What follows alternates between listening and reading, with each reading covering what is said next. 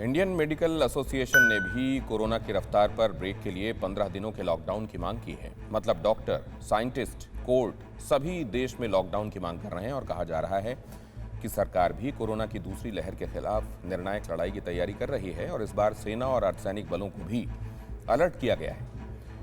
अब बात ऑक्सीजन संकट की करते हैं। इस मामले में भी आज सुप्रीम कोर्ट ने दिल्ली से कहा कि ऑक्सीजन की कमी 2 दिन के अंदर उसकी आपूर्ति सुनिश्चित की जाए, कमी ना रहे ये सुनिश्चित किया जाए। लेकिन ये संकट सिर्फ दिल्ली का नहीं, ऑक्सीजन के अभाव की वजह से रोजाना सैकड़ों हजारों लोगों की सांसें थम रही हैं।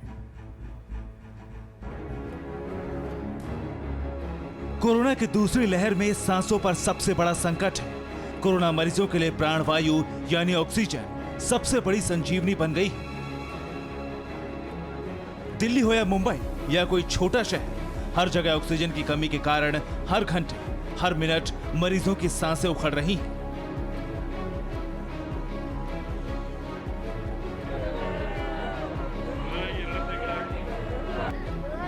ये रोते बिलखते लोग कर्नाटक के चामराजनगर जिले के हैं, जिन्होंने ऑक्सीजन की कमी के चलते अपनों को खो दिया। ये दर्दनाक हादसा चामराजनगर के जिला अस्पताल में हुआ, जहां कल मध्यरात्रि ऑक्सीजन की कमी के कारण 24 मरीजों की मौत हो गई।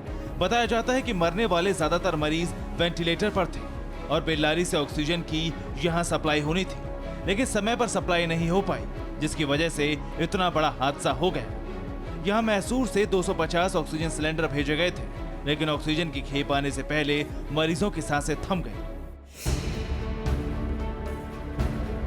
यहां जिला अस्पताल के हालात क्या है, देखिए जरा। कोरोना मरीजों के परिजन हाथ से हवा कर रहे हैं। 24 घंटे बिजली की व्यवस्था नहीं है, तो 24 घंटे ऑक्सीजन की उम्मीद कैसे की जाए।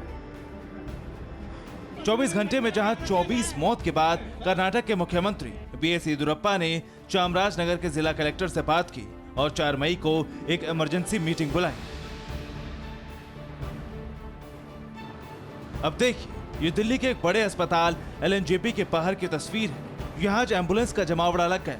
अंदर मरीज बैठे रहे, लेकिन अस्पताल में बेड नहीं होने के कारण एम्बुलेंस को अंदर नहीं बुलाया गया और काफी देर तक ऑक्सीजन की कमी के चलते मरीज बाहर ही इंतजार करते रहे। आप कहाँ से आए हो? आप बता दो। अम्बेडकर। क्या बोला गया है, क्यों रुके हैं आप यहाँ पे? बेड अवेलेबल नहीं है अभी। मरीज की हालत कैसी है अभी? मरीज तो देख लीजिए, आप पीछे उनके अटेंडर बैठे हैं, उनसे बात कर लीजिए। आप कहाँ ले गए थे इनको? अम्बेडकर से यहीं आए हैं। अम्बेडकर सीधा यहीं पे आए हैं? किसी और हॉस्पिटल भी गए थे क्या? अभी नहीं, पहले इनको यहीं बोला गया एलएनजेपी के लिए। तो अभी कितने देर इंतजार करने के लिए बोला गया है? कुछ 20 मिनट से तो खड़े हैं।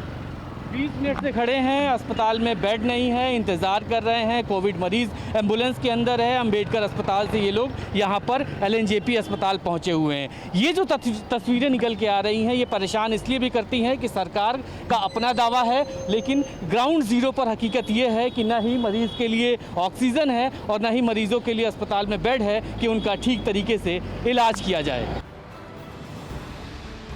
देश की राजधानी दिल्ली में इस वक्त सबसे बड़ी दिक्कत ऑक्सीजन संकट की है। अस्पताल बार बार ऑक्सीजन की गुहार लगा रहे हैं। केंद्र सरकार ने दिल्ली के लिए ऑक्सीजन का कोटा बढ़ा दिया है। कई अस्पताल इस डिमांड के साथ कोर्ट तक पहुंच चुके हैं। लाजपत नगर के आईबीएस यानी Indian brain and spine hospital में भी ऑक्सीजन खत्म हो गई। यहाँ कुल 37 मरीज ऑक्सीजन सपोर्ट पर थे, लेकिन डॉक्टर कहने लगे कि चाहे तो मरीजों को यहाँ से ले जाइए, क्योंकि इस हालात में मरीजों को नहीं देखा जा सकता।